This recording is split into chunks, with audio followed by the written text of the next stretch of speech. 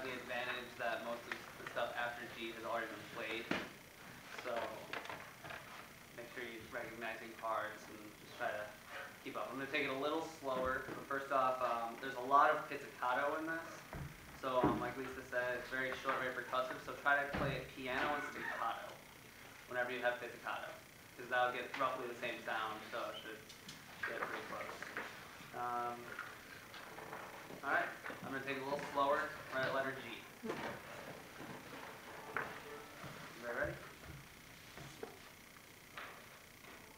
1, 2, 1, 2.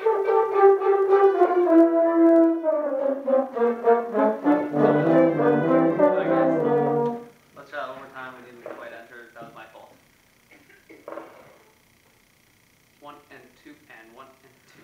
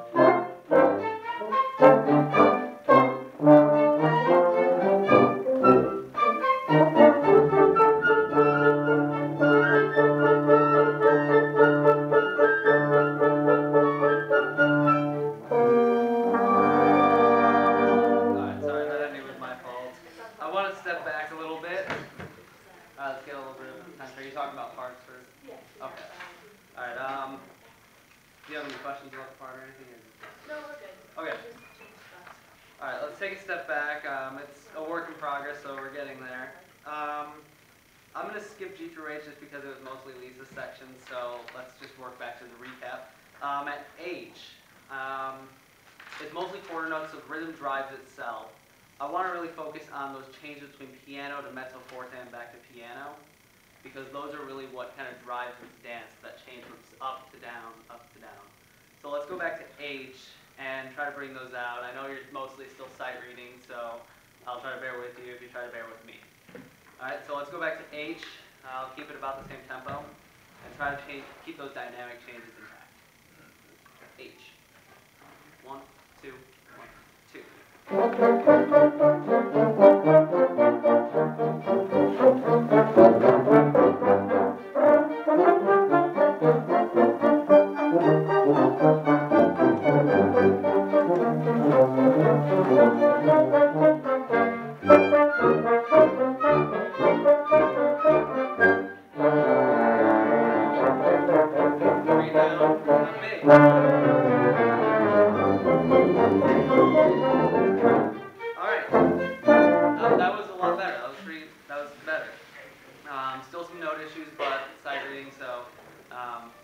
the dynamics were a little better, which is good.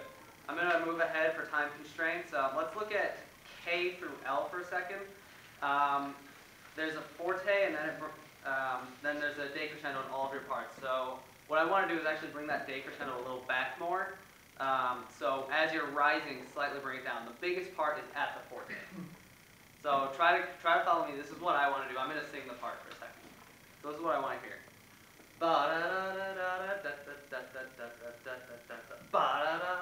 Does that make sense?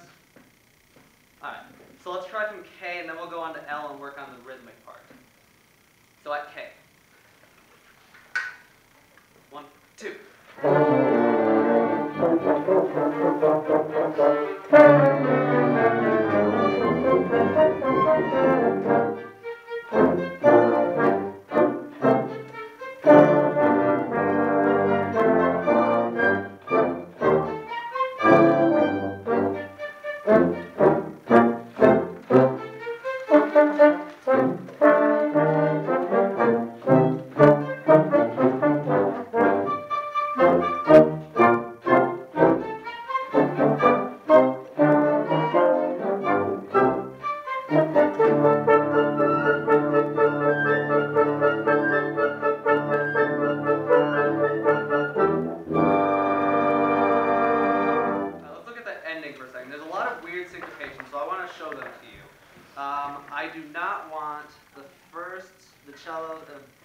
I just don't want the first playing right now.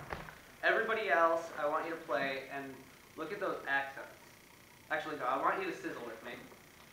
Only sizzle where you have accents. The cellos and bass, just play your rhythms. Okay? So only sizzle with me the accents that you have. At, sorry, 1, 2, 8 before the end. It's where everybody has fortissimo, 3 Fs.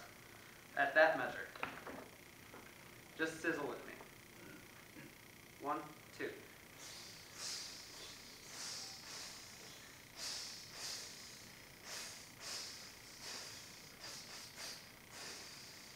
Alright, now I want to show the first, just so you guys sizzle your accents with me.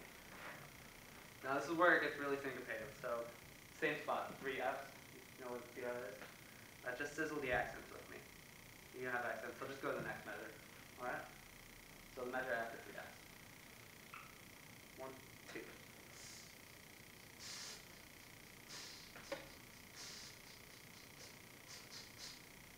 Yeah. So it's kind of off with each other, so I really can't cue too many accents for you guys. So I'm just going to give you a solid 2 and just try to put the accents into it. Because if I try to communicate everybody, it's going to get lost for me, and I'm going to wind up messing you guys up even more. So let's try that spot playing at 3 Fs. Or at 3 Fs. This spot. 1, 2.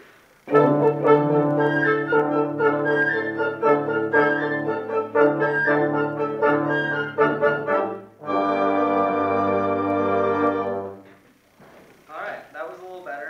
So you're kind of getting a better grasp of your parts. Let's take a step back, a couple measures back from the 3 Fs. 1, 2, 3, 4. Where the viola, cello, and or violin 2, viola, and cello have that quasi 6/4. Is that marked in your parts?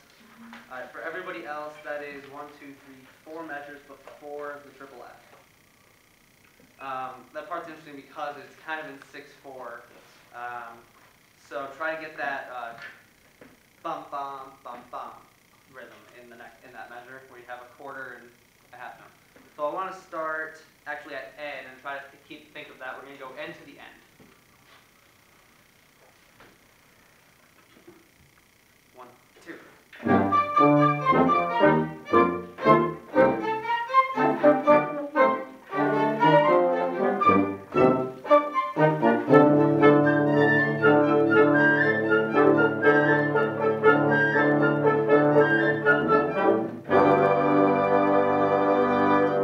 Alright, that was much better.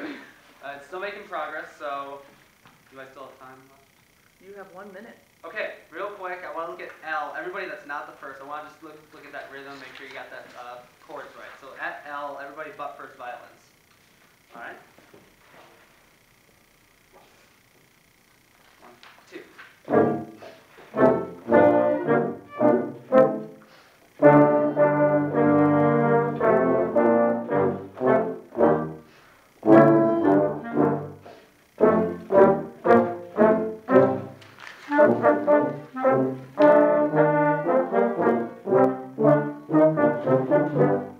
Alright, so you got the rhythm pretty much down. It's mostly just chord issues. If I had more time, I would work on the tuning. I think that's all I have. Okay, good. All right, what do you think? I thought it was a little more efficient than last time. I had a lot that I wanted to do, and I tried not focusing on, or I tried listening and focusing on things as well as getting what I wanted to do done. Good. So I think I still put a lot more than I should have worked on. Like I should have spent a little more time on some things and a little less time on others, but. It was better than last time, though. Yeah. Good. All right. Anything else? I thought I communicated my points better than I did last time. I agree. That's really all I have. Okay. Ensemble. I do agree that you did better and you had better communication, but there was like one part where you were just kind of going on and changing your mind right after each other, Yeah, and I realized. it kind of confused. Like I know you're like, well, you guys sizzle this and you just play your rhythm. I'm like, well, do I play or do I sizzle? Yeah. And so just maybe try to, instead of changing right after each other, that maybe take a second to collect yourself and then say what you want. Yeah. That's why I kind of rambled, but. I thought towards the end you started breaking parts down more, and I would have done that from the beginning. From the beginning, I thought you ran a lot of sections over and over, and it made a lot more sense to me when you were like, do this, and verse specific. I felt like you took the song at a good pace, and I felt like you did do a lot better job of communication.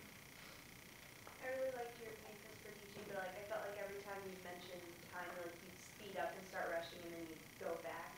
Yeah. So just be careful of those little bursts, because like when you start rushing and panicking, it should be like, what are we supposed to do? Good point. Anybody else? All right. As a teacher who teaches everything, question for you: is this a song? No. What is it? It's a piece. It's a piece. It's not a song. Songs have words. Did I say song? No. Okay. Okay, you didn't. Okay. So make sure you know this is a piece. Now, my next question: how many times do you get to sight read something? Once. You did say. I know you're still sight reading. No, they're not. They already sight read it once. Now they're practicing it. So you want to just say, once you sight read, that's it. You get one shot. And this is something that I talk about when I was teaching high school. I would talk about a lot. I would say, you know what? You have one chance to sight read. One. And then after that, you're practicing because you've seen it before. It's not sight reading anymore. So just be careful when you say that. I mean, make sure that they understand, okay, sight reading's over. Now we practice. Now we dig in. Now, whether or not they can play it is another issue. Because they can't play it, it doesn't mean they're still sight reading it. They just need to practice it. Okay. Is what they need to do. Okay. I thought you were very efficient. You settled into it. Toward the end, like Jess said, you started to dig in and kind of pull little parts out and kind of break things down more. That was really good.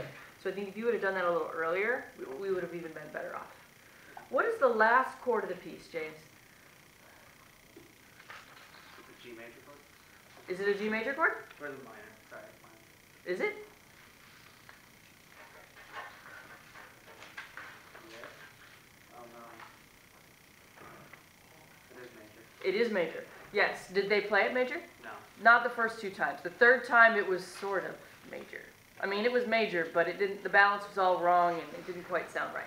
So, and right off the bat, I mean, I heard something very weird at the end, and that's a good place where you can make them have success pretty easily. So, everybody, if you're running through a piece and you get to the end and the last note sounds like doo-doo, that would be a good point to say, let's regroup and play that last note sound really good together so that they have something to latch onto. And then I'll often work from the back and I'll go, okay, let's play the last 8 measures. And when you get to that last note, sound really good on that G major chord so that they have success. And then you can go back and start digging into other things. So just as a rehearsal technique for the future. So just make sure you know what the last chord, first chords, last chords, any fermatic chords. Everybody remember that? Yes, you got to know all those important places in the music, what happens there. Good. I liked the accent thing that you did. I liked that a lot. I thought that worked really, really well. Did you, remind me, did you have the very first group, did you have them only sizzle when they have accents?